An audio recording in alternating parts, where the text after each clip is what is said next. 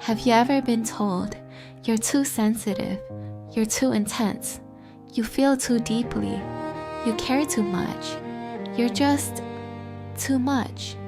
And so, you started shrinking, you quieted your feelings, softened your words, dimmed your light, but maybe, just maybe, you weren't too much. Maybe they just didn't have the capacity for your fullness, your depth, your power. Because the truth is, you're not too much. They just couldn't hold you. Where the wound begins. It often begins in childhood. You cry too loudly, laugh too hard, ask too many questions. And little by little, the world taught you to self-edit, to hide the parts that felt like too much, to trade authenticity for acceptance. So now, as an adult, you might still be trying to earn love by being less emotional, less expressive, less you. But here's the truth. Your bigness, your boldness was never the problem. The real problem is a world uncomfortable with depth. You were told to shrink because your presence revealed their lack. You asked for honesty when they only knew avoidance. You offered vulnerability when they only knew defense. That's not on you. The shame we carry. When you've been rejected for your emotional truth, you start to carry shame like armor. You begin to question, am I broken? Why can't I just be normal? Why do I always ruin things by feeling too much?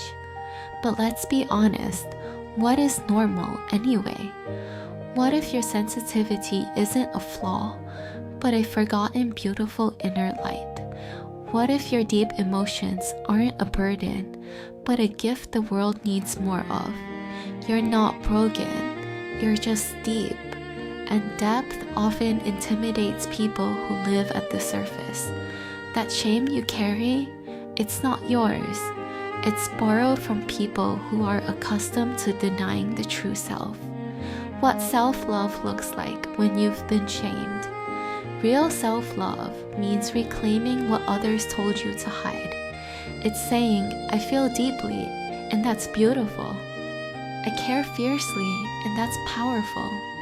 I love fully, and I refuse to apologize. It's probably hard. You will still hear echoes of old voices saying, tone it down. Don't be so emotional. People won't understand. But now, you get to choose new language. You get to become a safe space for yourself. Because self-love is allowing yourself to feel without censorship, expressing your truth, even if it's misunderstood, refusing to water yourself down to fit into shallow connections, and honoring the parts of you others call too much as sacred. How to start reclaiming yourself. Here's how to begin. Speak lovingly to your younger self, the one who first felt too much. Tell them they were never wrong for feeling deeply, that they were brave for showing up as their full self. Start catching the moments you shrink. When you quiet your voice, apologize for your truth, or avoid conflict to be liked. Pause. Ask yourself, what would I do if I believed I was enough? Surround yourself with people who make space, not judgments. Practice saying out loud, I am not too much. I am just right for the life I was born to live. The more often you say it, the more your nervous system will begin to believe it. You were always the right size. You were too honest for people who hid, too soft for people who had hardened, too alive for those who had numbed. But that's their limitation, not your flaw. So please, don't shrink to fit into small hearts. Don't fold yourself to fit into tight spaces. Let your bigness breathe. Let your fullness shine. Let your love take up space. You are not too much. You are not too emotional. You are not too sensitive. You are exactly enough for the world you're meant to create.